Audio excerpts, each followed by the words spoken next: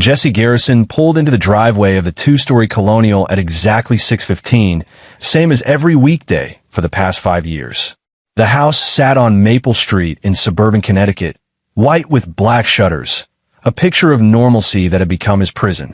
He killed the engine and sat for a moment, watching lights glow in the kitchen window. His wife Clara would be making dinner. Her mother Bertha would be hovering nearby, criticizing every choice. And somewhere inside, his 7-year-old daughter Emma would be sitting in silence, trapped in a world without sound. Or so he believed. Jesse grabbed his laptop bag and headed inside. The pharmaceutical sales job kept him on the road 3 days a week, visiting doctors' offices across New England. It was honest work that paid well, but the travel meant missing dinners, missing moments with Emma. Guilt gnawed at him constantly. "You're late." Bertha Larson stood in the foyer, arms crossed over her substantial frame. At 63, she carried herself like a general inspecting disappointing troops. Her steel-gray hair was pulled into a severe bun, and her pale blue eyes held perpetual judgment. "Traffic on 95, Jesse said, keeping his voice neutral. 5 years of marriage to Clara had taught him that arguing with Bertha was pointless. The woman had moved in 3 months after Emma's diagnosis, ostensibly to help. She'd never left. "Emma's been asking for you all day." Bertha's tone implied this was somehow his fault. Well, in her way, Jesse pushed past her into the living room. Emma sat on the floor with her tablet, absorbed in a video with captions. She was small for 7, with Clara's blonde hair and his own dark eyes. When she sensed his presence, she looked up, and her face transformed with joy. He knelt beside her, and she crashed into his arms. Jesse held her tight, breathing in the strawberry scent of her shampoo. She pulled back and signed, "Daddy home. Miss you." Her ASL had improved dramatically over the years. They all had learned it. Jesse, Clara, even Bertha, and her son Rodney, who lived in the converted garage apartment. The Larson family had rallied around Emma's disability, which Jesse appreciated even as their constant presence suffocated him. "Missed you too, princess," he signed back. She couldn't hear him, would never hear him, but he still spoke the words aloud. The doctor said her deafness was genetic, inherited from Clara's side. Bertha's sister had been deaf, and there was a cousin somewhere in Minnesota who couldn't hear either. "Bad luck," they said. "These things happen." Clara appeared in the doorway, wiping her hands on a dish towel. At 32, she was still beautiful, tall and willowy with features that belonged in a catalog. But there was a brittleness to her now that hadn't existed when they'd met in college. She smiled, but it didn't reach her eyes. "Dinner in 10 minutes, she said. "Mom helped with the pot roast." "I'm sure it's great." Jesse stood, kissing Clara's cheek. She stiffened slightly under his touch, then moved away. That night, Jesse lay awake listening to Clara's breathing beside him. She turned her back to him before falling asleep, same as always. Their marriage had become a series of polite exchanges and careful distance. He told himself it was the stress of Emma's condition. Raising a deaf child wasn't easy. The specialists, the therapists, the constant worry about her future, it took a toll. But lately, Jesse had started to suspect the problem went deeper.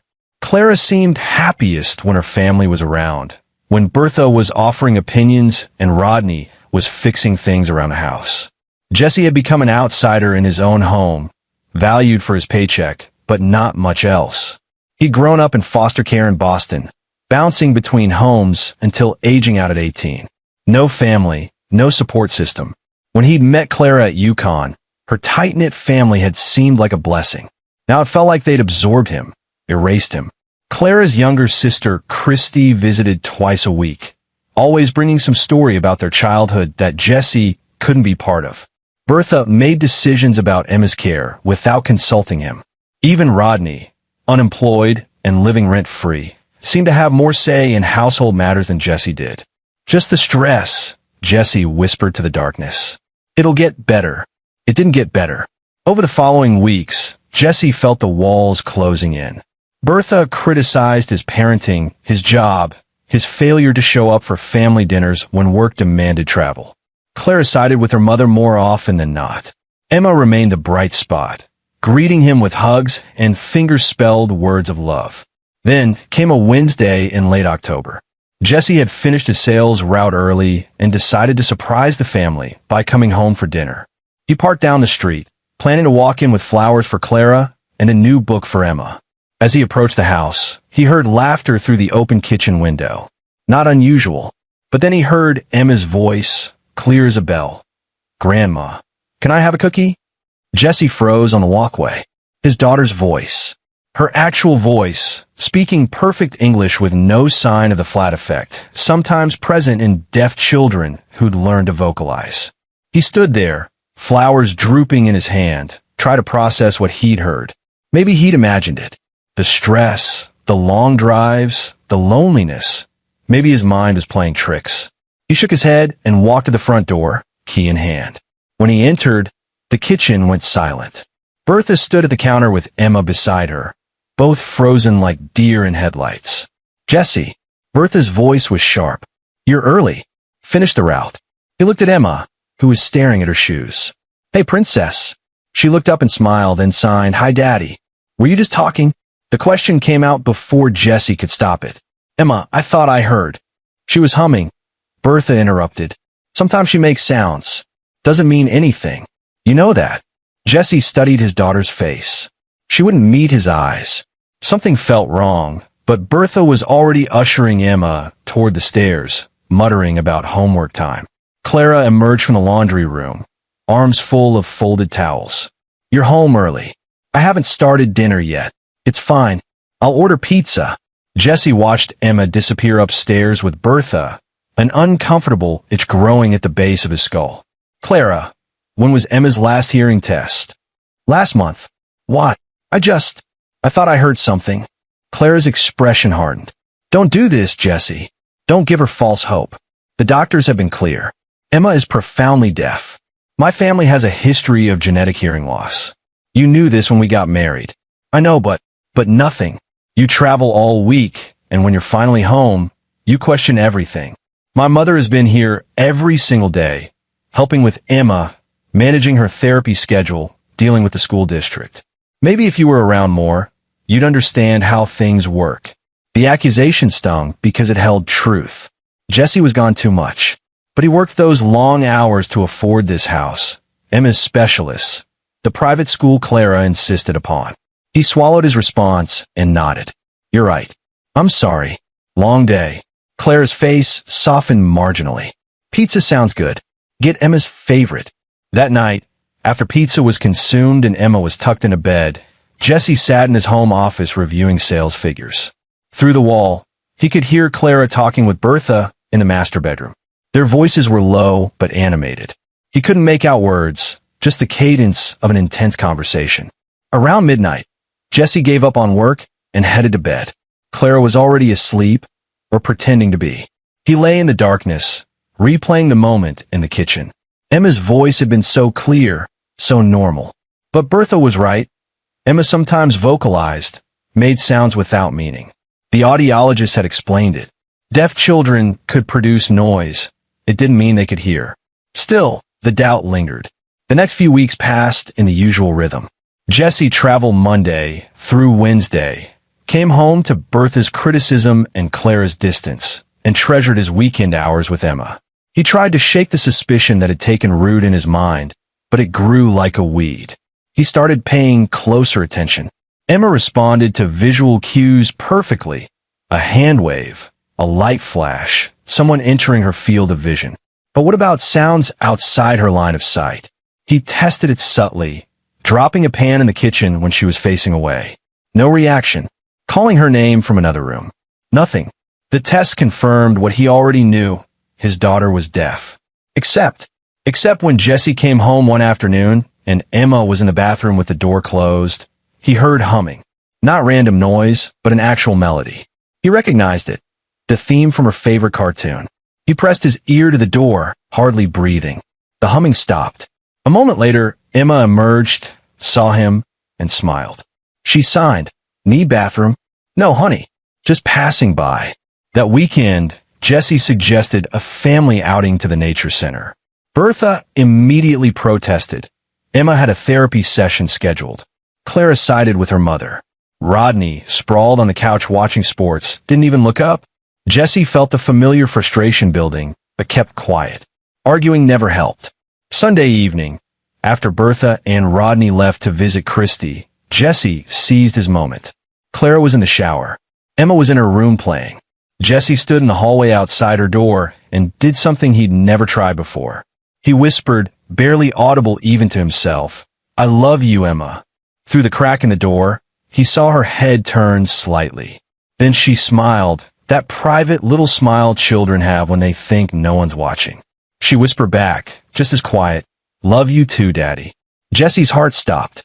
Emma's gaze shifted, and suddenly her face went pale. She was looking past him. He turned. Bertha stood at the top of the stairs, her face a mask of fury. "Emma Claire Garrison." Bertha's voice was ice. "Come here. Now." Emma's eyes went wide with fear. Real, genuine fear. She stood and walked toward her grandmother like a prisoner approaching execution. Bertha grabbed the child's arm.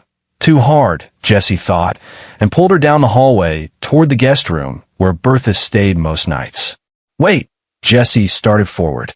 "Stay out of this, Jessie. This is a family matter." Bertha's tone brooked no argument. She dragged Emma into the guest room and slammed the door.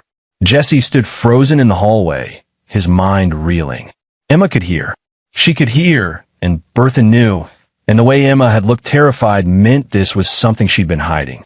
Something they'd all been hiding. He moved quietly toward the guest room door, placing his ear against the wood. Inside, Bertha's voice was low and vicious. "What did I tell you about pretending? What did I tell you about the rules?" Emma's voice, small and scared. "I forgot, Grandma. I'm sorry. Daddy was being so quiet. I didn't think." "You don't think. That's the problem. We've been over this 1,000 times. You're deaf, Emma. Deaf. When your father is around, you don't hear anything. Do you understand?" "Yes, Grandma. If you slip up again, if you ruin this for the family, there will be consequences. Real consequences. Do you want to go to the bad place? Do you want to never see your daddy again?" "No." Emma's voice cracked with tears. "I'll be good. I promise." Jessie's hand was on the doorknob when Clara appeared at his elbow. She must have finished her shower, heard the commotion. Her hair was wet, face pale. "Jessie, don't." He turned to face his wife, saw something in her expression he'd never seen before. Guilt. Not surprise. Not confusion. Guilt. "You knew," he breathed. "You knew she could hear."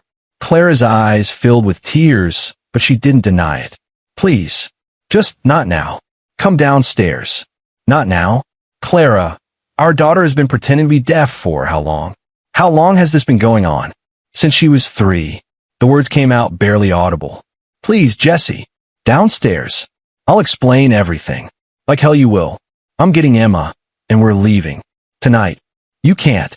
Clara grabbed his arm. "Jessie, you don't understand. My family, it's complicated." "Complicated?" His voice rose despite his effort to stay calm. "Your mother is in there threatening our daughter, forcing her to fake a disability. That's not complicated, Clara. That's abuse. That's fraud. That's..." The guest room door opened. Bertha stood in the doorway, her face composed now, completely calm. Behind her, Emma sat on the bed, tears streaming down her face, but she was silent. "Jessie," Bertha said, her voice almost kind. "I think it's time we had a talk. Clara, get Rodney. We're going to explain some things to your husband. And, Jessie, if you want to keep your daughter, keep your life, you'll sit down and listen very carefully." Jessie sat at the dining room table, his hands clenched so tight his knuckles had gone white. Across from him sat Clara, her eyes red-rimmed and fixed on the table. Bertha took the head of the table like a monarch on a throne. Rodney leaned against the wall behind his mother, arms crossed, his expression unreadable. "Where's Emma?" Jessie's voice was steady despite the rage building in his chest. "Upstairs in her room," Bertha said, "and she'll stay there while we talk. Now, I know you're upset." "Upset?" Jessie let out a harsh laugh. "My daughter has been pretending to be deaf for 4 years. For years of specialists, therapy, school accommodations. 4 years of me learning sign language, adapting our entire lives. And you think I'm just upset? It was necessary. Bertha said flatly. Necessary for what? Bertha exchanged glances with Rodney and Clara before continuing. Let me tell you a story, Jesse, about my sister Margaret. She was deaf from birth, truly deaf. Growing up in the 70s, the support for disabled children was minimal. My parents struggled. Eventually, they discovered that certain programs, certain benefits, became available if you knew how to work the system. Margaret got the care she needed, and the family. Well, we learned how to navigate difficult situations. Jesse stared at her. You're telling me this is about disability fraud? You've been collecting benefits for Emma? It's not fraud if the money goes toward her care, Clara said quietly. The special school, the therapists. She doesn't need a school for deaf children. She can't hear. Lower your voice. Rodney spoke for the first time, pushing off the wall. He was 35, tall and thick-muscled from his years working construction before an injury had put him on disability. You want to wake Emma? Jesse forced himself to breathe. How much? How much have you stolen? We haven't stolen anything, Bertha said coldly. The state provides approximately $36,000 per year for Emma's education and care. Additional federal SSI benefits come to another $10,000. The money covers her private school, her therapy sessions. Therapy sessions she doesn't need. A school where she has to pretend to be disabled. Jesus Christ. Jesse looked at Clara, searching for the woman he'd married. How could you do this to her? To our daughter. Clara finally met his eyes. You don't understand what it's like, Jesse. You came from nothing. No family, no support. My family has always taken care of each other. When Emma was born, Mom suggested we could ensure she'd have every advantage, every opportunity. The money from the state programs would set up her future. A college fund, the best schools. By making her live a lie, by terrorizing her into pretending she's disabled. We didn't terrorize her, Bertha snapped. We taught her a game. She understood it was important. Children are remarkably adaptable. She's 7 years old. She's terrified of you. Jesse stood abruptly, the chair scraping across the hardwood. This ends now. Tomorrow, I'm calling the authorities. I'm telling Emma's school, her doctors, everyone. This sick scheme is over. Rodney moved faster than Jesse expected for a man supposedly disabled. He stepped between Jesse and the doorway, blocking the exit. Sit down, Jesse. Get out of my way. Sit down. Rodney's voice carried a threat. You need to hear the rest. Jesse's combat instincts flared. The self-defense classes he'd taken in college. The situational awareness he developed growing up in rough neighborhoods. Rodney outweighed him by 40 pounds, but Jesse had been in fights before. He calculated the distance, the angle of attack. Jesse, please. Clara's voice broke. Just listen. There's more. Against his better judgment, Jesse moved back to the table, but didn't sit. Talk fast. Bertha folded her hands, her expression almost pleased. You see, Jesse, this arrangement benefits everyone. Emma gets excellent care and a secure future. Clara and I manage the household finances, ensuring everything runs smoothly. Rodney maintains the property. And you provide legitimacy. A successful husband, a good father, someone beyond suspicion.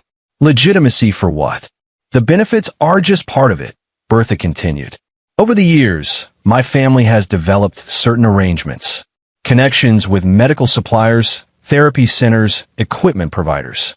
There's a whole ecosystem built around childhood disability services.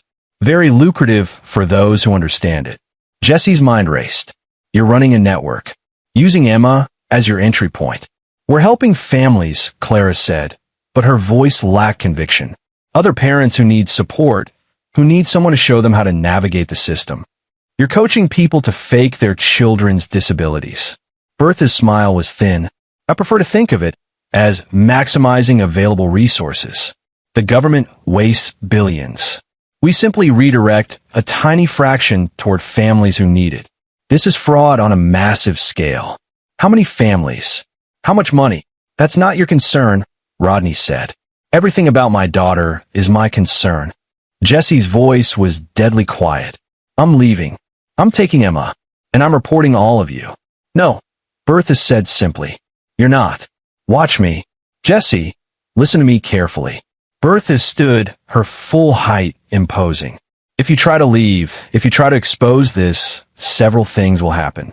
First, Clara will file for divorce, claiming you've been abusive and unstable. She has documentation, emails you've sent, messages where you complained about stress and depression. Her family will testify to your increasingly erratic behavior. That's a lie. Doesn't matter. Second, we'll claim you discovered Emma's miraculous recovery and saw an opportunity for financial gain. Who do you think the authorities will believe? A loving mother and grandmother who've been documenting Emma's progress, or a husband who travels constantly and decided his daughter was magically cured? Jesse's stomach dropped. You've been planning this.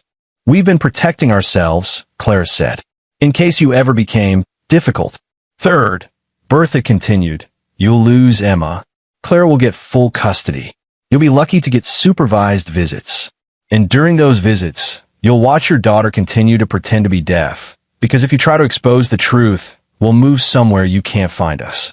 Family law heavily favors mothers, Jesse, especially mothers with strong family support systems against transient fathers with questionable backgrounds. You can't. We can. We already have lawyers on retainer. Documents prepared.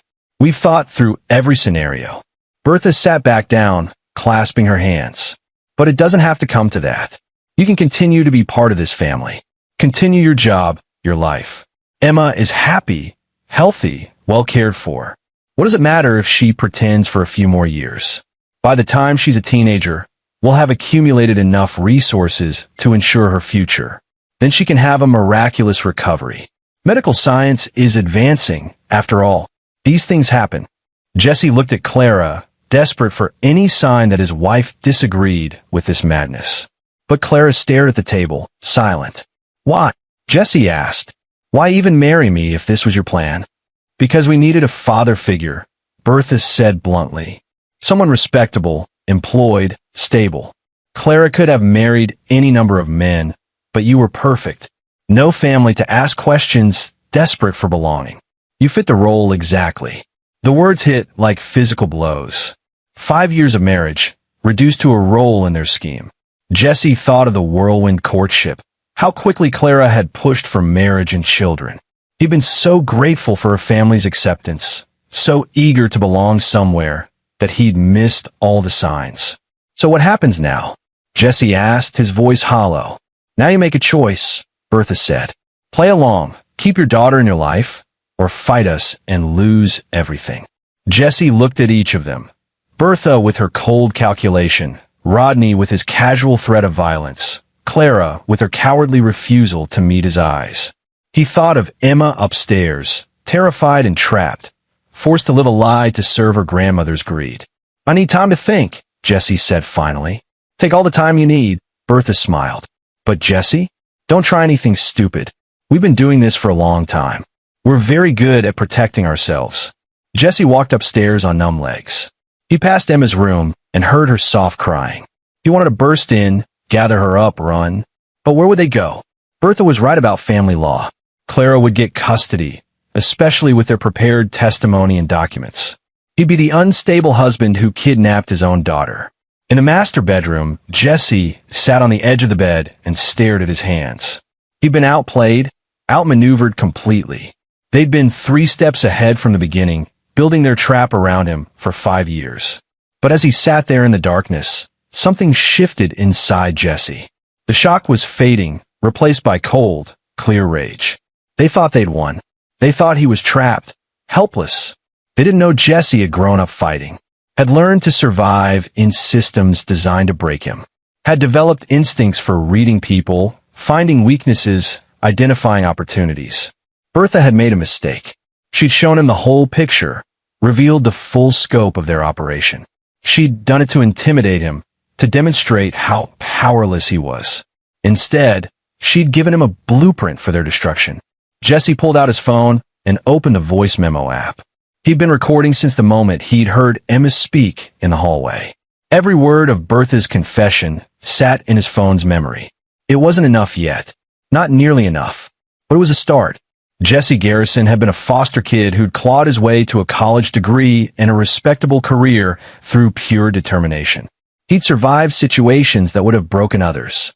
And now, for the first time in 5 years, he had a purpose beyond just surviving. Destroying the people who'd turned his daughter into a pawn. They thought he was trapped. They thought he'd broken. They were going to learn how wrong they were. The next morning, Jesse woke to Clara already gone from bed. He could hear voices downstairs. Bertha directing breakfast preparations, Emma's silence, the clink of dishes. The sounds of a normal household with a poisonous secret beneath. Jesse dressed carefully, putting on his usual work uniform. Pressed shirt, tie, slacks. He'd learned long ago that appearance mattered. People underestimated you if you looked like you didn't belong. Today, he needed to look exactly like the successful salesman he'd become, the man who fit perfectly into Bertha's scheme. In the kitchen, Emma sat at the table with a bowl of cereal, methodically eating while staring at her tablet. She glanced up when Jesse entered, and for a moment, their eyes met. He saw the question there, the fear, the hope. He gave her the smallest nod. "Wait, trust me," and her expression eased slightly. "Good morning," Jesse said generally. "Coffee's ready," Bertha said from her position by the stove. She was making eggs, her movements precise and controlled. "Clara had an early appointment. She'll be back this afternoon." Jesse poured coffee, his mind racing. Clara's appointment was probably meeting with lawyers, ensuring their documentation was in order. They were tightening the net, preparing for any move he might make. Good. Let them think they were in control. "I've been thinking about our conversation last night," Jesse said carefully. Bertha turned, spatula in hand. "And you're right. Fighting you would hurt Emma most of all. I'm not willing to risk losing her." The words tasted like acid, but Jesse kept his expression neutral. "If this arrangement ensures her future, I can live with it." Bertha studied him for a long moment, her pale eyes searching for deception.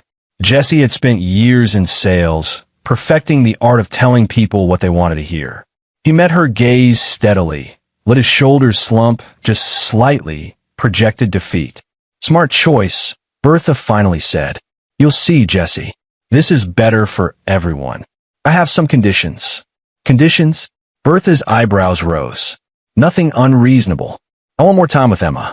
Regular father-daughter outings, just the two of us. She can keep up the act in public, but when it's just us, I want real conversations. I want to know my daughter." Bertha considered this. "That seems acceptable. It might even be good for her, having outlets where she can be normal." "But Jesse," her voice hardened, "if you try anything during these outings, if you deviate from a predetermined route, if you contact anyone suspicious, we'll know. And the consequences will be severe." "I understand." "Good. Now eat your breakfast. You have a long drive to Worcester today." Jesse sat across from Emma and signed good morning. She signed back, her movements careful and precise. A 7-year-old who'd become an expert at deception because the adults in her life had forced her into it. After breakfast, Jesse gathered his things for the day's sales route. Before leaving, he knocked on Emma's door. She was sitting on her bed, still in her pajamas. "Hey, princess," he said aloud, then signed the words. She waved, smiling uncertainly. Jesse crossed to her, knelt down, and carefully signed, "I love you. I'm going to fix this. Be brave." Emma's eyes widened. She glanced at the door, then back to him and signed, "Promise." "Promise." He kissed her forehead and left, forcing himself not to look back. In the hallway, Bertha stood with her arms crossed. "Touching," she said dryly. "Don't be late for dinner." Jesse drove to Worcester, but his mind was already working through the problem systematically. Bertha's operation was extensive, multiple families, medical providers, therapy centers. That meant documentation, money trails, communication records. It also meant accomplices, people who could potentially be turned or who might have made mistakes. At his first sales call, Jesse excused himself and found a quiet corner of the parking lot. He pulled out his phone and called an old college friend, Muhammad Woodward, who'd become an investigative journalist in Hartford. "Jesse Garrison." Muhammad's voice was warm. "Haven't heard from you in forever. How's married life?" "Complicated. Listen, I need advice off the record. Hypothetically, if someone was running a disability benefits fraud scheme, coaching families to fake their children's disabilities, How would you investigate it? There was a pause. That's a hell of a hypothetical. Is this related to Emma? Jesse closed his eyes. Can't say yet. I just need to know the process. Okay. Hypothetically, you'd need hard evidence. Documentation of false medical claims. Testimony from participants willing to flip. Financial records showing improper benefit use. The feds take this stuff seriously. It's federal money being stolen. Health and Human Services has a fraud division, and so does the FBI. But Jesse, Mohammed's voice dropped. If this is what I think it is, be careful. People running schemes like that don't take exposure well. I'm aware. Thanks, Mohammed. Call me if you need help. Real help. Jesse hung up and stared at his phone. He needed evidence, but gathering it while living in Bertha's house, under constant watch, would be nearly impossible. He needed allies, but anyone he contacted put them at risk. He needed time, but every day Emma continued this charade damaged her more. Think, he told himself. You solve harder problems. Break it down into steps. Step 1. Document everything. Record conversations, photograph documents, build an evidence file that was bulletproof. Step 2. Identify weak points in Bertha's network. Who else was involved? Which accomplices might be vulnerable to pressure or persuasion? Step 3. Protect Emma. Ensure that when this collapsed, because Jesse would make it collapse, his daughter wasn't caught in the wreckage. Step 4. Destroy them so completely they couldn't retaliate. It was audacious, maybe impossible. But Jesse had learned something growing up in the foster system. When you had nothing to lose, you could take risks others wouldn't dare. Over the next 2 weeks, Jesse became the perfect compliant son-in-law. He came home on time, deferred to Bertha's judgment, took Emma on supervised outings to the park and the library. He smiled at Clara, helped Rodney with household repairs, played his role flawlessly. And while playing that role, he gathered information. He found Bertha's laptop password by watching her log in, memorizing the keystrokes. Late one night, while everyone slept, he accessed her files and discovered a spreadsheet. Names, addresses, benefit amounts, percentages paid to consultants. 12 families in Connecticut alone, each generating between $30,000 and $50,000 annually in disability benefits. Bertha and Clara took 20% off the top as administrative fees. Jesse photographed everything with his phone, uploading the images to a secure cloud account. He installed a keylogger on the laptop, capturing passwords and communications. He followed Rodney one afternoon and discovered a storage unit in Waterbury. Inside, boxes of forged medical documents, letterhead from doctors' offices, sample prescription pads. Rodney was the forger, creating the paperwork necessary to support their fraud. Jesse documented it all, photographed everything, sent files to his cloud account from various public Wi-Fi locations so they couldn't be traced. He also started paying attention to the families Bertha coached. One mother, Bonita Hill, seemed particularly uncomfortable during a meeting at the house. She brought her son Tommy, who was supposedly autistic but seemed perfectly engaged when the adults weren't watching. After the meeting, Jesse engineered a casual encounter with Bonita at a coffee shop. Mrs. Hill, Jesse Garrison, Clara's husband. We met at the house last week. Bonita tensed immediately. Oh, yes. Hello. Can I buy you a coffee? I want to talk about the program. They sat at a corner table, and Jesse watched Bonita wrap her hand around her cup like she was cold despite the warm afternoon. How long have you been working with Bertha? Jesse asked gently. 6 months. She approached me after Tommy's teacher suggested he might need evaluation. Bertha said she could help us get services without the hassle of traditional channels. And has it helped? Bonita's eyes filled with tears. Tommy's not autistic, Mr. Garrison. He's fine. But we're drowning in debt for my husband's medical bills. Bertha said if Tommy qualified for certain programs, we'd get support money. She made it sound so easy, so harmless. Just attend some therapy sessions, file some paperwork. But now, she wiped her eyes. Now I can't sleep. Tommy asks why he has to pretend. My husband doesn't know. If he finds out, he'll leave me. And if I stop, Bertha says she'll report me for fraud. I go to jail. Jesse reached across the table and took Bonita's hand. What if I told you there was a way out? A way to stop this without going to jail? Bonita stared at him. Ow! I can't explain everything yet. But if you're willing to testify, to tell authorities what Bertha did, how she recruited you, coached you, provided false documents, you'd be seen as a victim, not a criminal. Especially if you came forward first, cooperated fully. She'll destroy me. She has connections, people. Not if she's already in custody when you come forward. Not if there are a dozen other families testifying alongside you. Jessie squeezed her hand. I'm building a case, Mrs. Hill. But I need allies. People willing to stand up when the time comes. Bonita was quiet for a long moment. Finally, she nodded. What do you need me to do?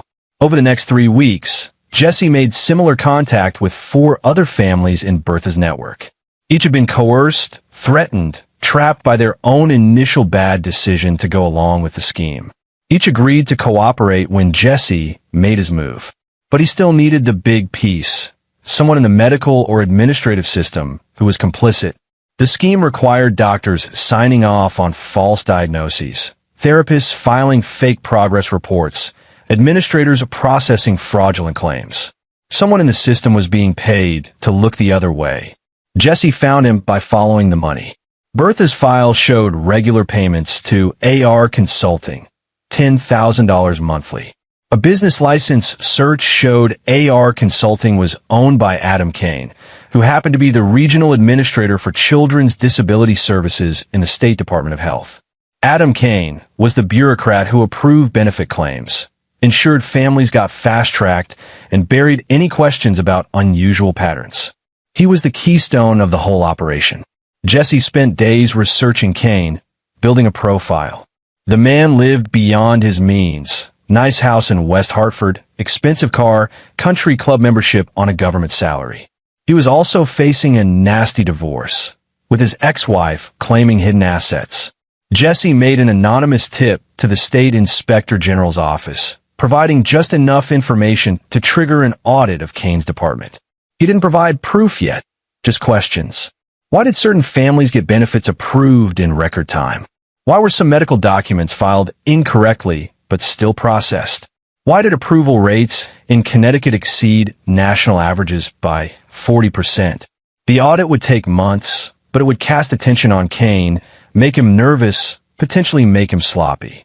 Meanwhile, Jessie strengthened his position at home. He negotiated with Bertha for more father-daughter time with Emma, earned Clara's trust by being the compliant husband, even got Rodney's grudging respect by helping him with a construction project on the garage. They believed he'd accepted his place in their scheme.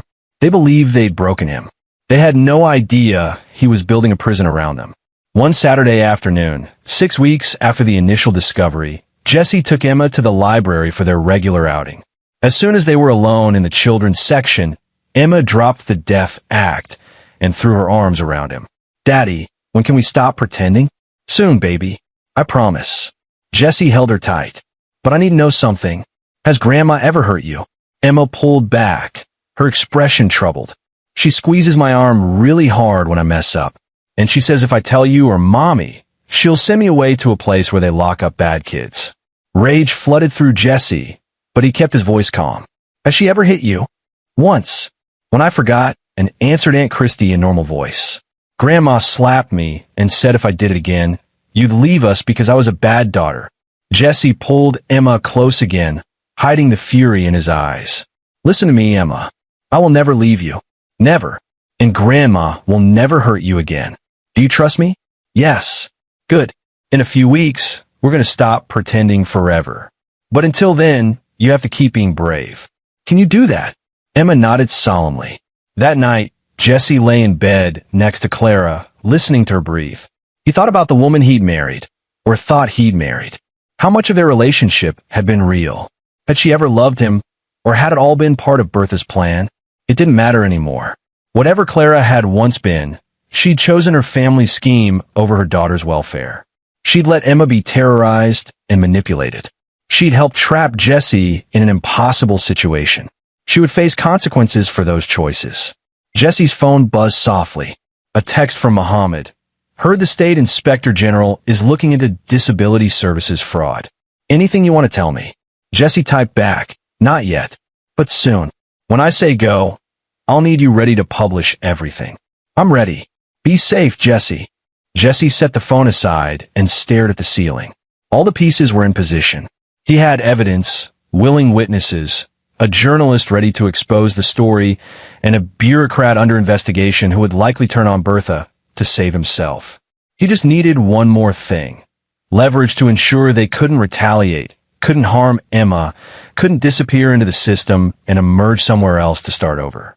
He needed to make them confess on record, with witnesses, in a way that left no doubt of their guilt.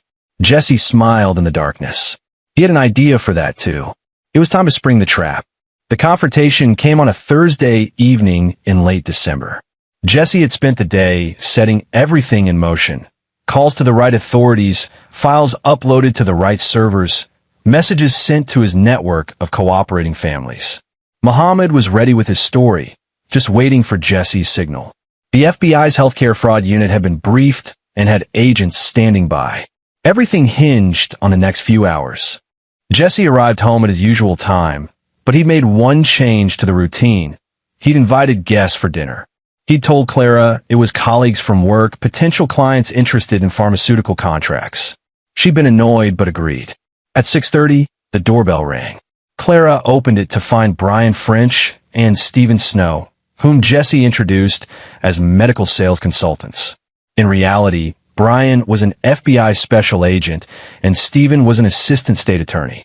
Both were wired, recording everything.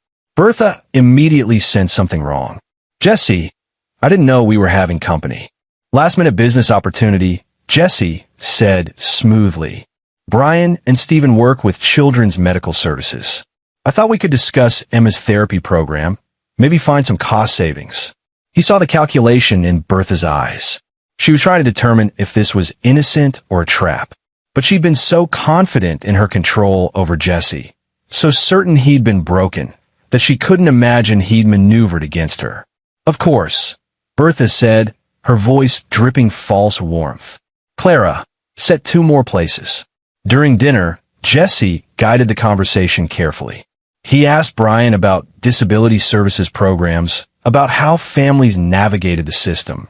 Brian played his role perfectly, dropping mentions of fraud investigations, regulatory changes, increased scrutiny. It's unfortunate, Brian said, but some families game the system. We've seen cases where children pretend to have disabilities to collect benefits. It's a growing problem. Terrible, Bertha agreed. Taking resources from children who truly need them. Exactly. Though I'm sure you've never encountered anything like that, Mrs. Larson. You've been managing Emma's care for years. You must have some insights into the system. Bertha's smile tightened. I only know what Emma's doctors have told us. She's profoundly deaf, has been since birth. Genetic condition. And yet, Jesse said quietly, she's not deaf at all. Is she, Bertha? The room went silent. Clara's fork clattered to her plate. Rodney, who'd been eating steadily, froze. Bertha's face went through several expressions before settling on cold fury. Jesse. Emma. Jesse called toward the living room where his daughter was supposedly watching television with captions. Come here, please.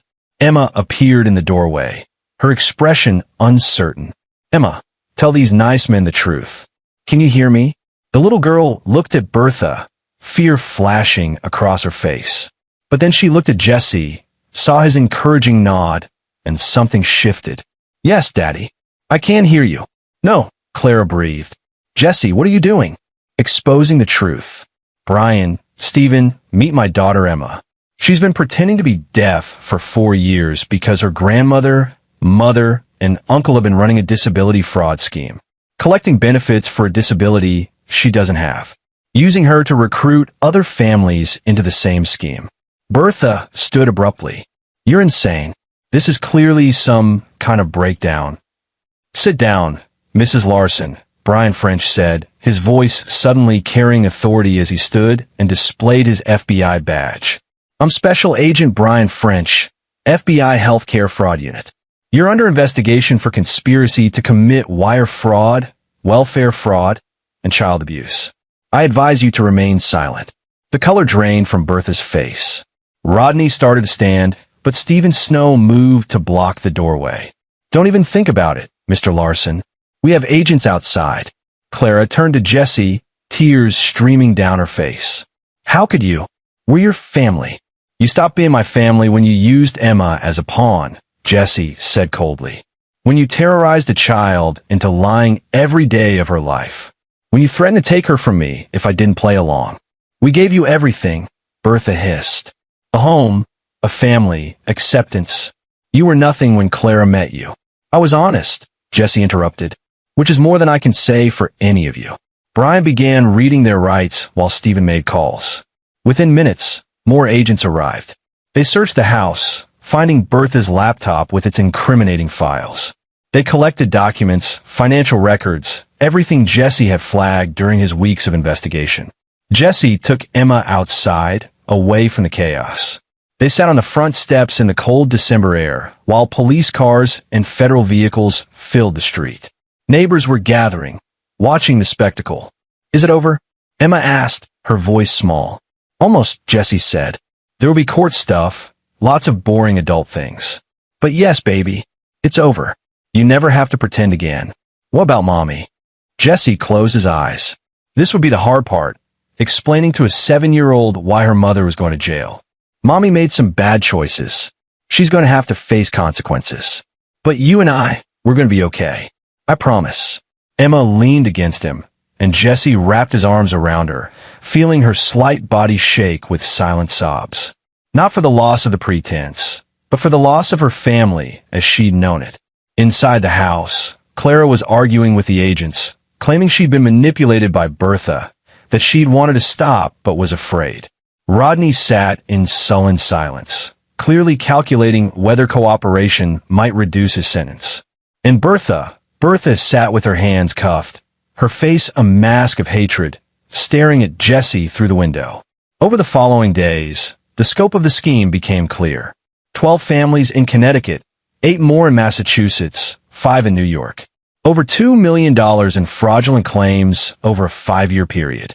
Adam Kane flipped immediately when confronted, providing detailed testimony about how Bertha had recruited him, paid him, ensured smooth processing of false claims.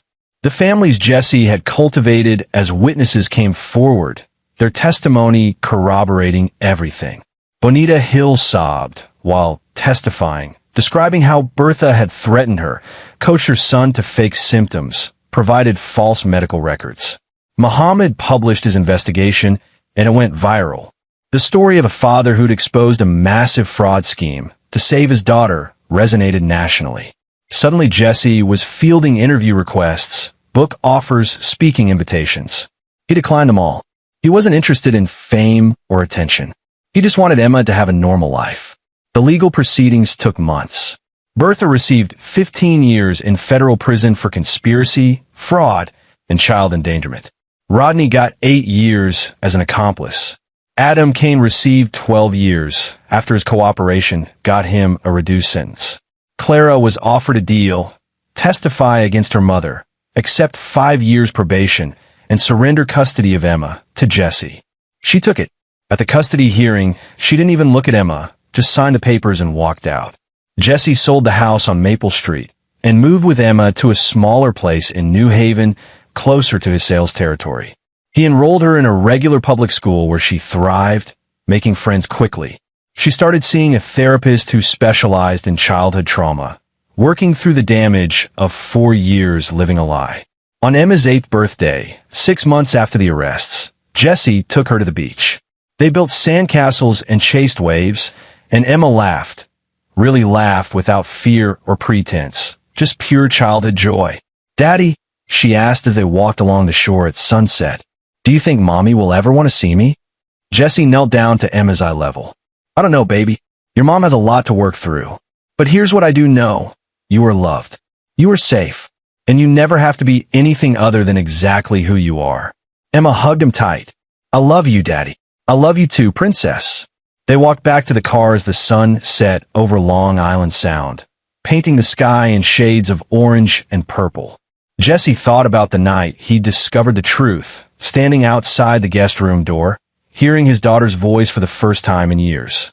He thought about the rage, the fear, the desperate need to protect her. He'd won. Not because he was stronger or smarter than Bertha and her network, but because he'd been willing to fight when it mattered most. Because he'd refused to let them define him as powerless. Because he'd loved his daughter more than he'd feared the consequences of standing up. In the distance, seagulls called and waves crashed against the shore. Emma skipped ahead, free and happy, no longer burdened by the weight of deception. Justice had been served. Not perfectly, never perfectly, but enough. Enough for them to begin healing. Enough for them to build a real life together. As they drove home through the evening traffic, Emma chatted about her school friends, her favorite teacher, an upcoming field trip, normal childhood concerns, normal childhood joy. Jesse listened, his heart full, knowing that every moment of normalcy had been worth fighting for. They'd survived. More than that, they'd won. And there you have it. Another story comes to an end. What did you think? I'd love to hear your thoughts in the comments below. If you enjoy this story, consider joining our community by subscribing. It means the world to us. For more stories like this one, check out the recommended videos on screen. And I'll see you there.